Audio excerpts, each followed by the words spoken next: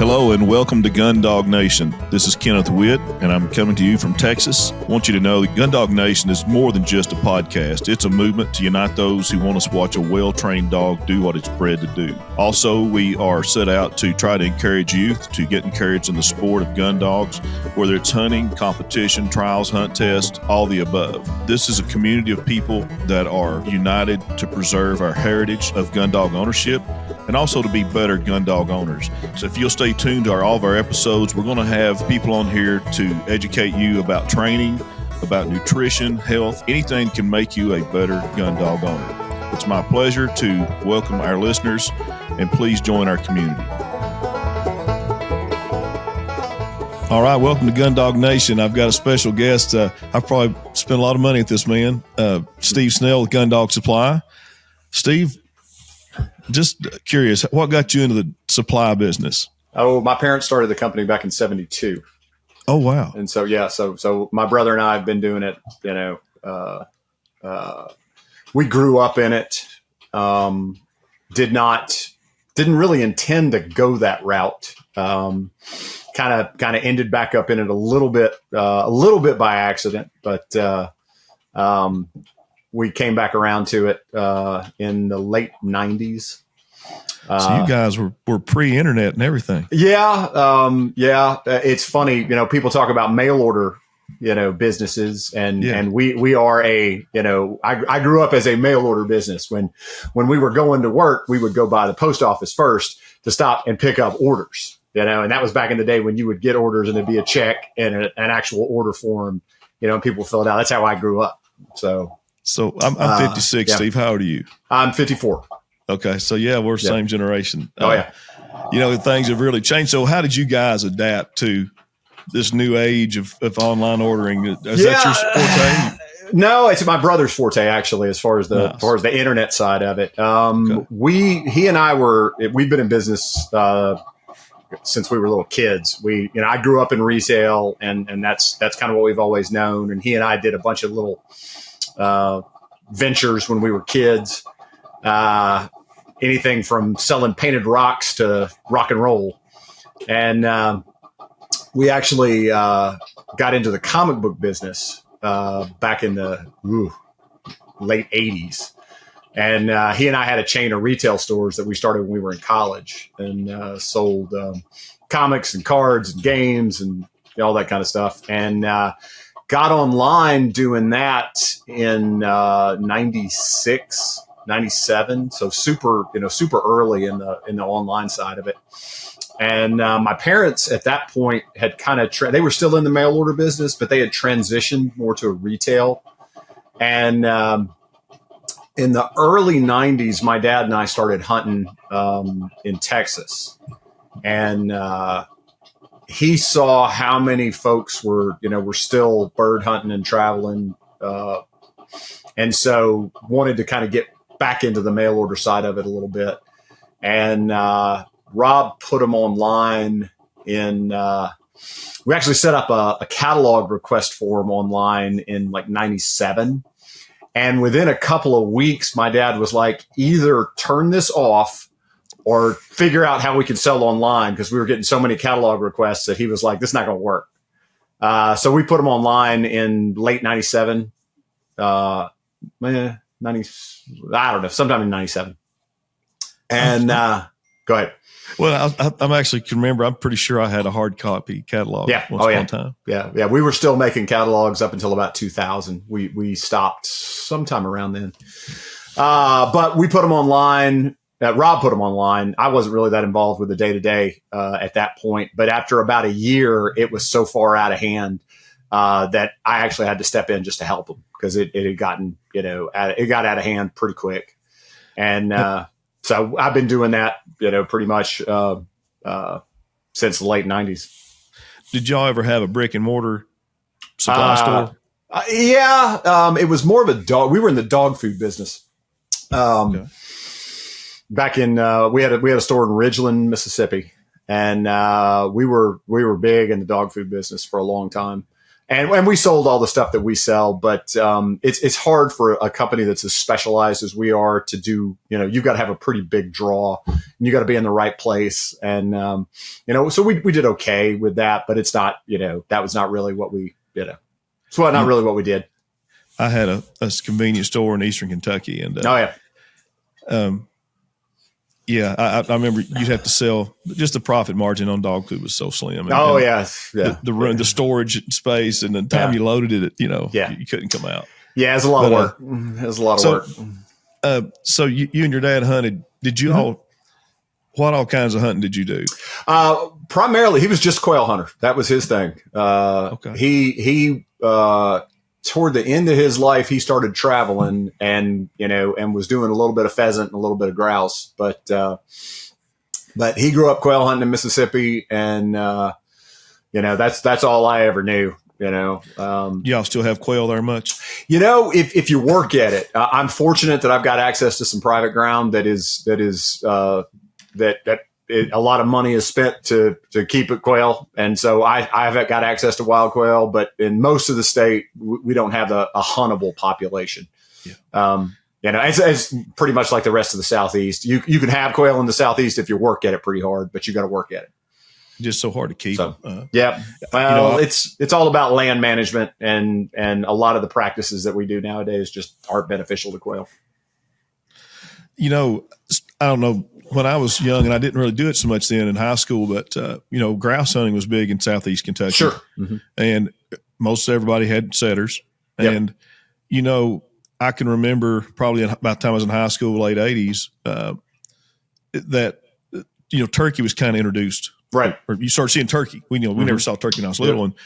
And it seemed like, and I'm not a wildlife specialist, but it seemed like that the turkey, once they come in, the grouse were gone. And I don't know if that's the case. It's well, a lot of people want to say that. I don't. I think once again it comes back to habitat. Turkey can, turkeys are ground nesting birds, which so are grouse, so are quail. And so a lot of people are like, well, we get as the turkey population's going up, the quail population's going down, and that is true. But it's got more to do with the fact that turkeys can live in habitat conditions that quail cannot. And I'm not a rough grouse expert I'm not a quail expert, but so I don't know that much about what rough grouse need, but from a quail turkey combination standpoint, it's got more to do with the fact that turkeys can survive and even thrive in some habitat conditions that quail cannot. Now, turkeys benefit drastically from quail work. And so, the brood needs are very similar. So you can have both, but you can have really good turkey ground that's not good quail ground. So, but it's got more to do with in the Southeast, it's got to do with two things. We went from, three.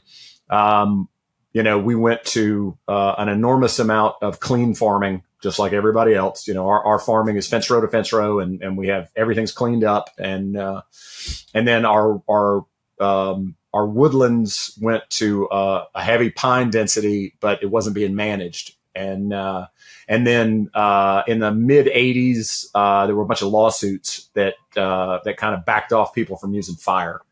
And so a lot of places, went away from fire, and fire is kind of a key component for quail. Really? So, yeah. Well, they're a early successional bird. They have to have, they got to have a lot of dirt, and they got to have, they're small birds, and they've got to have a lot of brood cover. They've got to be able to move around on the ground. And then they've got to have, access to most of their food source is going to be bugs and weeds. So you've got to have areas that grow bugs, and then you've got to have weedy areas. And, so they need a lot of sunlight on the ground to grow those weeds. And so, your forest density, as the canopies and forests get tighter, you don't get as much sunlight on the ground. So the grand scheme of things for quail, it's a combination in the Southeast. It's a combination of sunlight and fire. And you can do it with other stuff. It doesn't have to be fire, but fire's the best way to do it. So I guess in that respect, you can kind of man make. Oh yeah, completely. And the reality of it is that the quail numbers that we had in the Southeast in the early, in the early from the 1900s, 1950s, It kind of peaked in the mid 60s, as far as quail numbers. That had more to do with land use than anything else. Everybody there was a lot of small farming. It was a lot of dirty farming. Everybody had a little bit of gardens. Everything was in little parcels, and you had a lot of crop rotation. You had a lot of weedy areas. Fire was common. Everybody was burning. So it was more of a byproduct of land use than anything else. And nowadays, the majority of the quail ground, is viable because of stuff that people are doing. Like I said, I'm on a lease that the only reason it exists is for quail. I mean, that's why that property is there. It's strictly for quail, and that's every decision is based off of how does this benefit quail? And you don't have a lot of places that are set up that way. So. That being the place you are now, where you're actually at right now? No. I'm up in the plains right now. Okay. It's a little hot in Mississippi right now. We don't start quail hunting. Our season opens on Thanksgiving Day, and it's still sometimes a little on the warm side. Yeah. So it's supposed to cool. I'm here. My ranch. I'm here at the ranch today in Menard, Texas, and it's okay. I think tomorrow's supposed to start cooling down. Yeah. It's pretty nasty in Texas right now. It has been. Yeah. Steve, when you all started out being upland hunters, did you kind of gear your business towards upland dog supplies more so than waterfowl, or how did you start? I think it was a combination. My father was a quail hunter, and so he was, that's kind of how he based his thought process. But there was an enormous amount of need for waterfowl stuff, so that became a focus too. We're actually pretty spread out as far as what we sell and who we sell to. I still think of us as primarily being an upland waterfowl company, but the reality of it is that we're not. We sell an enormous amount of stuff. That we have a very large, a lot of coon hunters, a lot of rabbit hunters, a lot of squirrel hunters, a lot of hog hunters. An enormous amount of bird hunters, which that spreads out into a lot of, different things. Waterfowl guys, competition retriever guys. We sell to a lot of competition folks. Just, the number of different kinds of ways you can compete with a dog is kind of crazy. And then we have, pretty healthy, pet business too. So we're pretty diverse, as far as a customer business. Yeah. What do you mean? As far as just people that own, pets. Yeah. Okay. Oh, yeah. Not necessarily hunters. No. It's surprising. We have a tendency to sell high quality gear. And that's harder to find in the pet side of it. The pet side has a tendency to be, a lot of the pet stuff is cheap and poorly made. And so, yeah, very much. And so if you're looking for something that's, certain pieces of gear are hard to come by. And so, so we do some business on that side of it, but we're pretty comfortable with who we are. We sell stuff for hunting dogs. That's what we do. I think I found you years ago when I was in the Beagles and I had squirrel dogs. And then, I never personally coon hunted. I went with some people coon hunting, but sure. But yeah, it's a boy, I told you earlier, I had the 2024 UKC world champ coon hunter here who, as we grew up in the same little town, his father and I and mother, we all was around the same age. But I didn't realize, Steve, until I interviewed him, that there's some heavy money in that world. It's a big deal. It is a gigantic, and bigger than most people probably realize. It's an enormous amount of folks. Do you have much of an and maybe I'm getting into business that's done. No, it's fine. Do you have a lot of overseas customers? We don't sell overseas. Okay. We used to, but a lot of the stuff that we sell is radio based, and so there's restrictions on it. Oh. And so, so it's just not worth it. And like certain companies won't even allow us, like Garmin, we're not allowed to sell outside of North America. Oh, okay. On most of our Garmin stuff. And then like certain things that we sell, like Garmin products, like the American version's not legal in Canada, and that's because it's a radio frequency. And so different countries have different radio frequencies. So we don't do it. We may get back into it at some point, but it's a hassle. It is a hassle. Probably not worth it. Well, it just depends. It depends on the country, and it's challenging for, certain, there's customs restrictions and there's a lot to it. It's not, it's not the easiest thing in the world to do. So, well, now, Steve, have you ever, do you train your own dogs? I do. Mm-hmm. As busy as you are, you still do that? Because I know it's time consuming, isn't it? Oh yeah. Had you ever competed field trials or tests? I competed pretty heavily as a teenager, and really enjoyed it. Did a lot of NBHA and had a really good time with it. Reached a point where my father said, "We're either going to need to, go." We're either going to need to, we need to kind of get specific as to what we're doing. And if you want to keep competing, I'm fine with that, but that's what we need to do. And that didn't sit well with me. I was like, no, I want to bird hunt. So at that point is when we started, kind of shifting.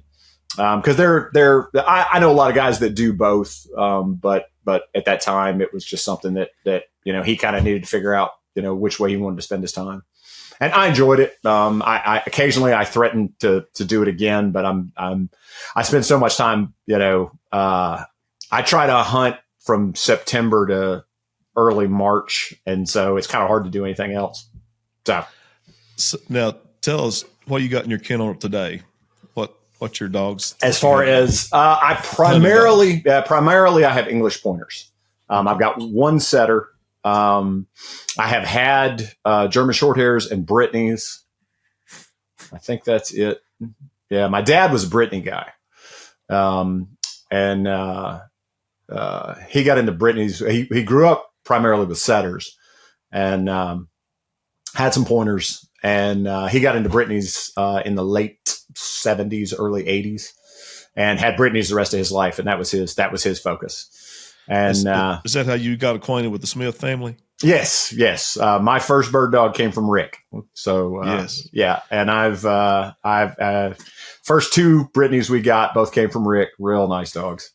And I've known Ronnie and Susanna and Mr. Delmer, and Rick, and Kay. I mean, all of them. I even Tom, Rick's older brother, trained a couple of dogs for my dad. So yeah, we go way back. They're fine people. I had Ronnie and Susanna on here last week. Yeah, they're good folks. And then let's see, I bought a Brittany off of Rick, and at the time I was still doing a lot of protection dog work, and I realized that my protection dog training techniques and a female Brittany was not the same. So she would just, she was so soft, and I was so used to hard dogs that that could take any kind of pressure and just roll off their back. Yeah.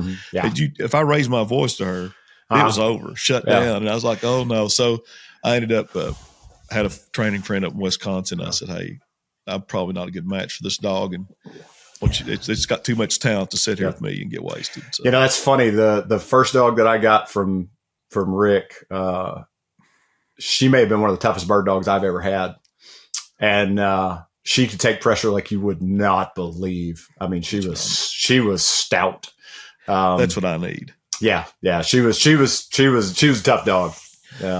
Steve, I've been on hunts with pointers. I've never owned pointers. Yeah. Even though I'm more of an upland than a waterfowl, 10-1, but they look so athletic. I'm sure like they just got endurance for days. Tell me what's your love of those dogs? I didn't get my first pointer until I was about 30. And we were hunting primarily in Texas, and it had a lot to do with the heat. Pointers have a tendency to be able to take the heat a little bit better than some dogs. And that was a big part of it for me. I'm a big believer, there's, you got to be careful putting dogs into situations that they aren't built for. And, it's not that, I've been around plenty of Brittany's that hunt, where I hunt. I've hunted behind, great ones. I've had a couple that weren't, but overall, but they're not as heat resistant as an English pointer. So that played a role in it. But there's just something about their personality and the way they are that I like. Are they kind of a loner? I know every dog. They have a reputation for that, but I don't believe that at all. I have a stance on English pointers and why people, have a certain take on them. I have not had. Okay, so I've probably had, I'm going to say 30 pointers, in the last 25 years, and of that group, maybe one or two of them, would not have made great house dogs. But the rest of them, they'll crawl up in your lap and they'll get up on the bed and they're fine on the couch and they enjoy being around people. They have a reputation for being dogs that are only, in the kennel. They don't like human affection. They're not interested in any of that. I just don't see that. I think that has more to do with the fact that the guys that own them don't want them to be that way. They want them to be kennel dogs so that's how they deal with them. Now, if you've got a dog, like I had a dog of mine that had to go to the vet and was at the vet for a couple of days. His name's Jack. He's an English pointer. He's 10. And, Jack has grown up in the kennel and has always ridden in the dog truck. And, to my knowledge, probably never been in the house. But I had to go pick him up, and I just so happened to be in one of my wife's Jeep, and I didn't have time to go back out the house to get my dog truck. So I was like, well, I'll just throw him in the front seat. No big deal. Well, he'd never been in the front seat before, and he didn't handle it incredibly well because he'd never done it before. But, so it's stuff like that, no, I wouldn't hesitate, to take one, and it's just how you raise them. So, and the reason I asked you that, I was there's a river here. Everybody goes swimming out in the summertime in Menard. And I had some of my dogs out there swimming and I was swimming. And anyway, these guys were big pointer guys. And he's like, yeah, I like these dogs, labs. They want you to pet them all the time. And they're too personable. And yeah. But I just thought that was curious. I found that interesting. Now I've got a dog on the truck right now. He'll crawl up in your lap. I mean, he's, like I said, I just have never experienced that. Like I said, it's just got more to do with what they're used to. The English pointers is that same, just because that's not my niche. Yeah. I've got labs from overseas, from England and stuff, in Ireland. But are some of those dogs imported, or most of the stuff American born? It's pretty much American. Yeah. Okay. Yeah. I don't know. I don't know of anybody that's doing that nowadays. I mean, that's where they came from, but yes. No, it's a U.S. product. And now, effective August 1st, you can't import a pup anymore under 6 months old. Yeah, they have changed some of those rules. Those are getting looked at. But yeah, that's an issue. I did not go to Canada this year, but we were working on a trip, and there were some concerns early summer that getting dogs back into the country was going to be a problem. Yeah. So they have backed down on some of that. I'm not current on what's going on with it, but Sportsman's Alliance stepped in, and a couple other organizations stepped in, and I do think there's going to be some issues with the importing, but I think they're going to get more specific about which countries it's coming from. Yes. So it was companies. Yeah. It was pretty poorly thought out when it was originally presented, but I don't know that much about it. I've got a real good friend of mine that excuse me, sorry. Yeah. I've got a real good friend of mine that imports a lot of dogs out of the UK.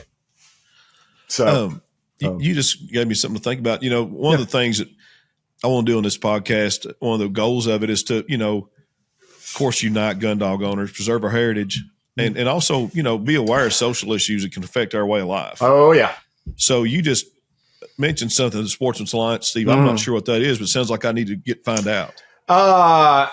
It's not always the most the best way to describe the Sportsman's Alliance is it's the NRA for hunting dog stuff.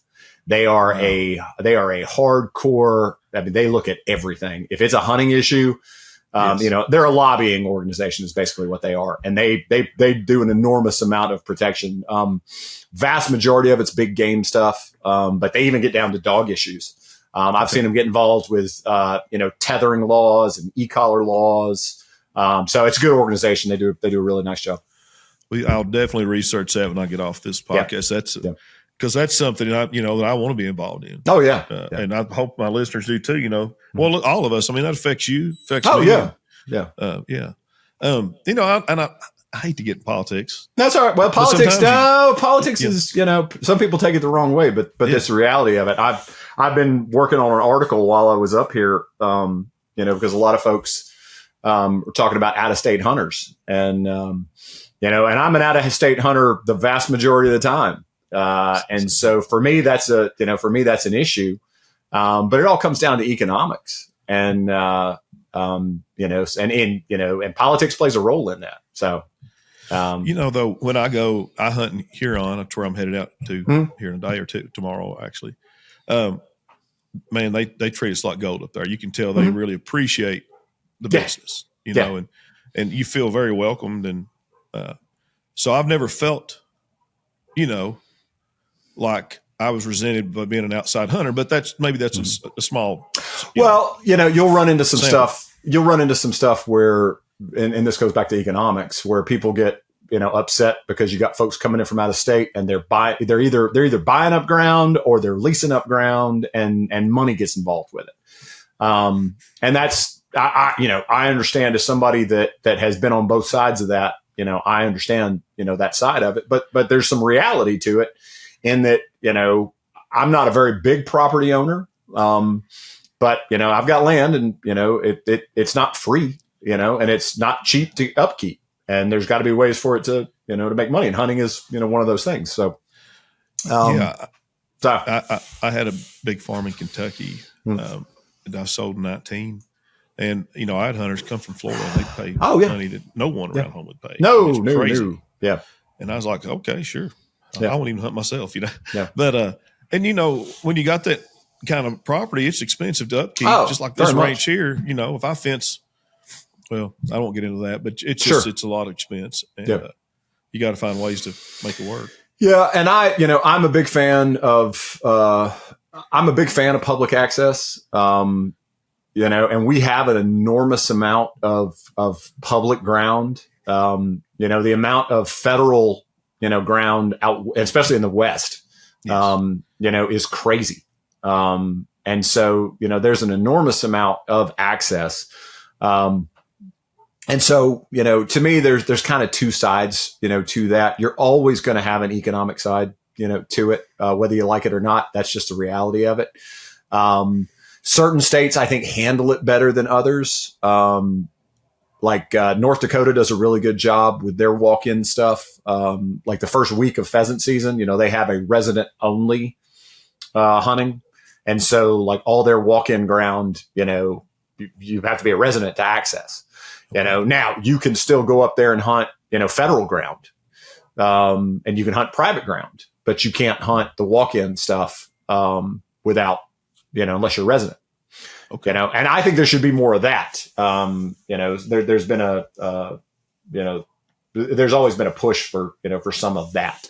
And I have no issue with that. And besides that, there's plenty of federal ground, so I have no problem with the state stepping in and taking care of the residents. Yeah. But that's the thing where you kind of have to be organized, and you have to, you got to put some pressure on them, because, they want my dollars. The Chamber of Commerce in your local town is advertising to me because they want me to come up and spend money. Yes. And so, so there's a couple of different sides to it. And I kind of see, all the different, angles to it, and I'm all for it, but there's plenty of access is really not a problem. And it's such even this town here, Menard, Texas, you go on down the road to Brady, major hunting towns. Oh, yes. And while right now in the weekends, every grocery store, you'll see hunters, ATVs and trailers, and those guys are spending a lot of money. And it's a huge economic impact. Yeah. But no, that's interesting. Are there any other organizations like the Sportsman Alliance that you're aware of that protect our interests? There's a lot of different organizations. And I think that there's advantages to all of them. I'm big in Quail Forever, Pheasants Forever. We do a lot of stuff with them. that's a major one. Ducks Unlimited is huge. Delta Waterfowl is a really important organization. In Texas, I'm on the board of the Rolling Plains Quail Research Foundation, and we're we've got a research facility in Roby, Texas, and so there's a lot of the number of organizations that are doing stuff. Texas has an organization called the Quail Coalition, which is a fundraising primarily for research in Texas for quail. So there's an enormous amount of organizations that I tend to be focused on the ones that are upland based. Yeah, I need to look into those more. On one I've been a member a long time. I'm on the board in Midland for the Rocky Mountain Elk Foundation. Yeah, yep. And I've been active with them since probably 16. Yeah. But no, I need to look. I am a member of Pheasants Forever, though. Sure. So, now, being through your busy lifestyle, I know you got a huge business. How often do you get to hunt out of the year? How many days a year?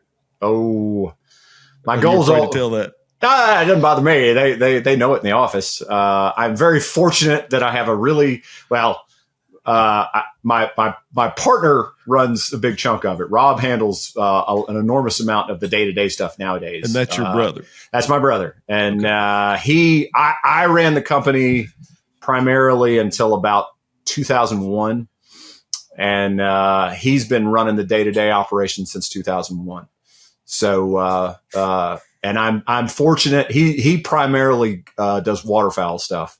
And so he doesn't have to go quite as far. He goes to North Dakota some, but he's primarily in Arkansas and Mississippi. That works out good. One waterfowl he's brother, not, one upland brother. Yeah, exactly. Yeah, I tell folks that if you see me duck hunting a lot, it means that the quail numbers are real low. Yeah.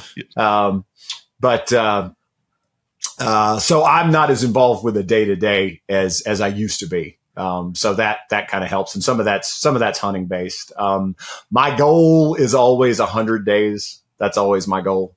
Sometimes I hit it. Sometimes I don't. Sometimes I go over. So it just kind of depends. But so your dog get a lot of hunting. Yeah, they do. There's no substitute for that. No. I've got 2 labs right now up at a Paul Nelson farm with a guide. He's running them 7 days a week. And then I'm going up to pick them up this week, and then I'll get to hunt with them wild birds. And I can't wait to see the difference in the dogs. Oh yeah. You can't beat experience, So how many miles are you putting on your feet a year? Oh, quite a few. I do a lot of walking. It keeps you young. And right? I don't know. But they're good. They're good. I do a lot of work year round to be able to walk. I've done every kind of hunting. I don't like hunting out of a vehicle. I did some horseback hunting for a while, but me and horses just aren't, I'm just not that talented of a horseman. That's me. I can trail ride barely. Yeah. Not anymore. But I like to walk.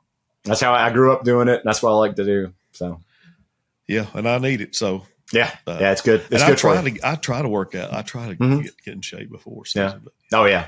I work out year round just so I can hunt. Yeah, that's the primary reason. Go. No. How long are you going to be up there in Montana? I don't know. Maybe another 10 days. Okay, we'll see.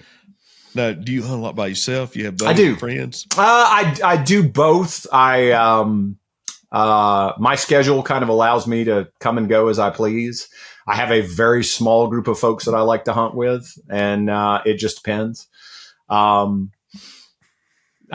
do a little bit of both, and so so it just depends. But I don't mind going by myself. I enjoy it. This week. I've got 3 young dogs with me, and we've done a bunch of just me and one dog. And that's a nice not having to worry about anybody else. It's just focusing on that one dog. That's a nice thing to get to do every once in a while. Yeah, with young dogs, you just about have to do that. Yeah. You got to let them figure it out, and that's primarily what I'm up here doing right now. Is you can do a lot of training and yard work, and you can work on pigeons, and you can do a lot of stuff, but it doesn't these birds, wild birds don't behave like anything else. And, there's only one way to learn them. Steve, you said you train yourself. Mm-hmm. Do you use mostly some of the Delmer Smith methods? What do you just steal and borrow things you've learned? I grew up. I attended my first Delmer Smith seminar when I was 14. Wow. And I went and saw Rick do a seminar. Mr. Delmer's stuff was not e-collar based. It was all, it was all check cords and pinch collars and this was in the, his book was written in the, I guess, late 70s. That's what I'm thinking, around 78.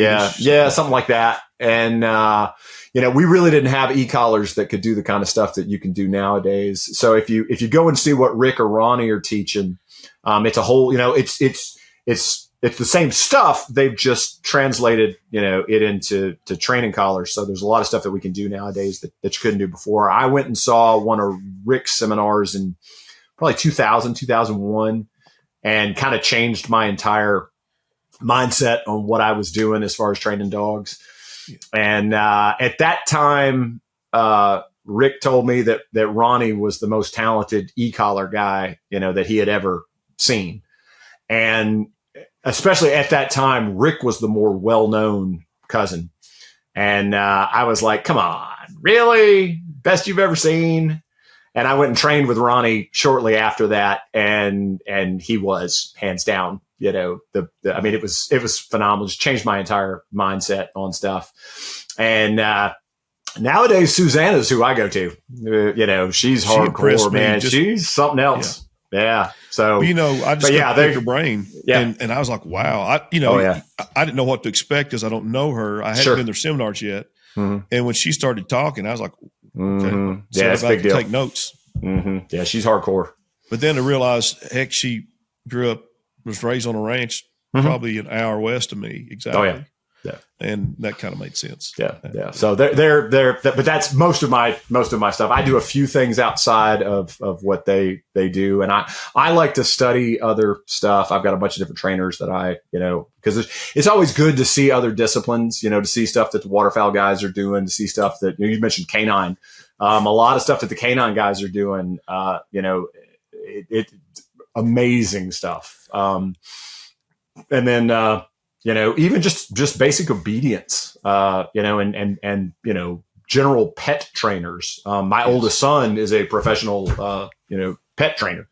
He does just, obedience work with dog owners.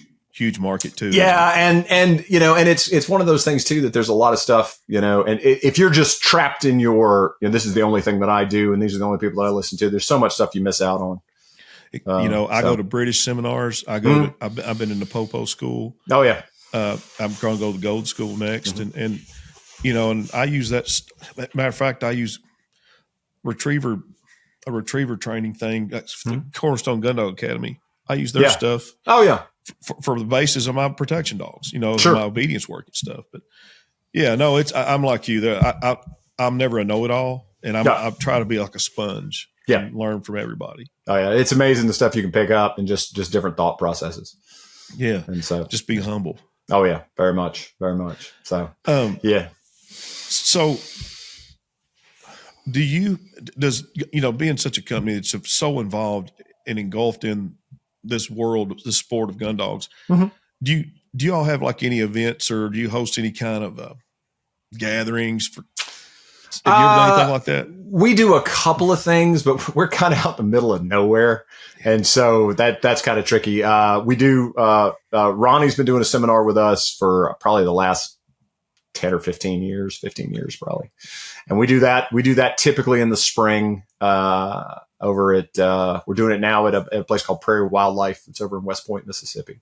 Yeah. We'll have that, April, I think it's the 5th and 6th. It's the first Saturday, Sunday in April. We've got that set for 2025. Is that open to whom? Oh yeah. I'd like to do that. Yeah. It's neat stuff. Yeah. I highly recommend it. Yeah. Yeah. You should come join us. It's a lot of fun. It's a neat setup. And then we do a couple of other small things, but not a lot. That's just every once in a while I'll get the inspiration to want to do something, but we're a long way from any sort of population centers. What is the closest town to y'all? It's a big city. I mean, major. Big city. As far as Mississippi, Jackson would be the closest thing to us. Okay. Tupelo is about 70 miles northeast of us. Tuscaloosa's about an hour and a half. Memphis is about 2 hours, 2.5 hours. Okay. Yeah. I just drove through all that area. Yeah. So. Well, I know you're up there hunting. I hate to take all your time. No, that's okay. It's the only reason I booked today is because it's too hot to go today. Good. I ran a couple of dogs this morning, but it's going to get up into the high 70s, maybe like 82, something like that. So now, what's your all's weather there upcoming weekend? What's it going to be like? As far as where in Montana? Where you're at now? It's going to be highs in the 50s. I need to check it for South Dakota. I haven't. I might say it's been a hot fall. I typically come up in September. And I couldn't this year for some family obligations, but I didn't miss anything as far as the weather because it was highs in the 90s almost every day. And I'm not running a dog in that. No, so they're miserable and you are too. It's not fun at all. And so it's a long way up here to, come up here and do nothing. So, but this week's weather's been pretty decent, so I can't complain. Well, I hope it stays that way when I get up there. Yeah, me too. And last year, opening weekend, I think the second day, we got sunburned. It was that hot in South Dakota. Yeah. You got to be careful. It's hit and miss. I've been up here, and I've been up here and gotten snowed on in September. And I've been up here where it was 100 degrees, and so it's unpredictable, and you got to be careful because if you push too late, especially from a waterfowl standpoint, if you push too late, just a couple of times I've been, I'm like, well, I'll come up and hunt in, November, and next thing you know, a blizzard comes through and everything's locked up. So, you go when you can go, and the weather's what the weather is. And just deal with it. Yeah. Now, what's the latest you'll stay up that far north hunting? Oh, I am from the south. When does it wash you out? Oh, it depends. I have been up here in late November. I don't know if I'll ever do that again. I'm not built for it. I am just not. I don't like to hunt in the snow.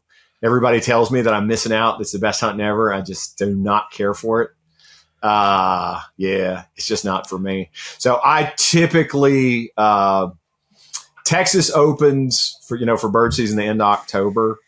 The biggest problem with Texas that November hunting in Texas can be a little on the warm side. But I like to be back in Mississippi when we open, for quail. I'm a quail hunter in the grand scheme of things. I'm a quail hunter. So once quail season kind of kicks in, I tend to be in the South. So. And it's manageable there. I mean, even, we'll have hot days here in December and 90s. Oh yeah. It won't last. No. You'll get plenty of cold weather in that part of the world. So now, do you do any big game hunting strictly? No, I never have. It's funny, deer hunting, you're talking about like turkeys, same thing. I've never turkey hunted. I've never deer hunted. My dad grew up in Mississippi. He said he was, back then, if you saw a deer, it made the paper. It was a big deal back in, when he was a kid. And, he told me once he was 25. He lived in Mississippi his entire life. He said he was 25 before he ever saw his first deer. And they were incredibly uncommon. So I just never did it and just don't have a big attraction to it. I'm all for it, but it's just not my thing.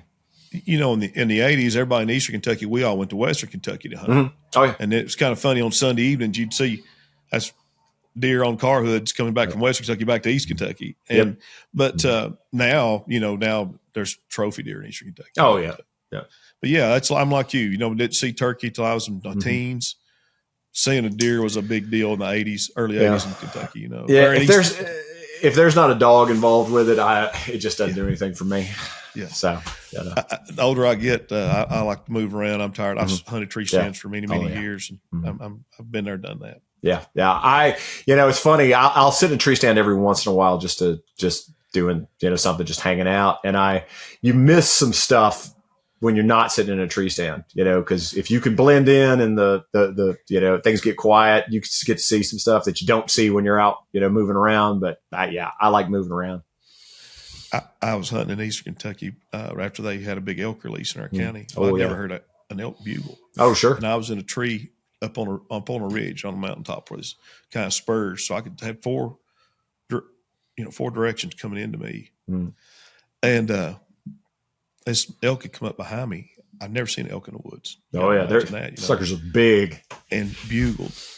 I come unglued, scared the crap out of me. But that was the most majestic thing in the world, Yeah. Oh yeah. But you're right. I do miss sitting in the stuff you see. You see everything. Oh yeah.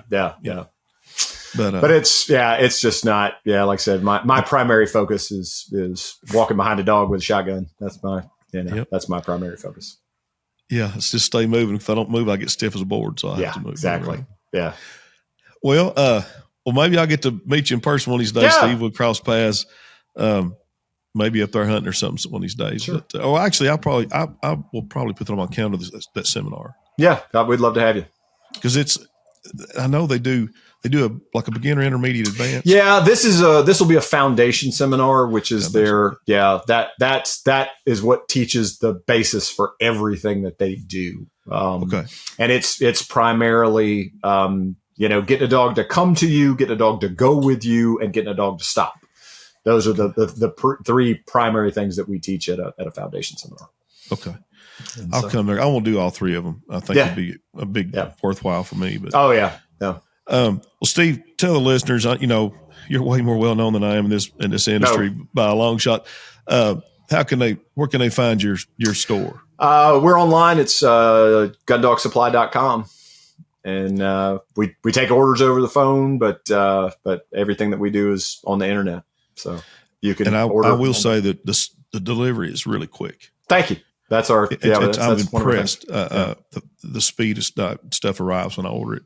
Well, we grew up in the Amazon world, so we're used to that's who we judge ourselves against. So yeah, well, it's comparable for sure. Yeah. Well, Steve, it's been a pleasure. I thank you for taking time out of your hunting trip. Well, thank you for having me. And hopefully we'll get to meet in person. Sounds good. I sure appreciate it. All right. Thank you.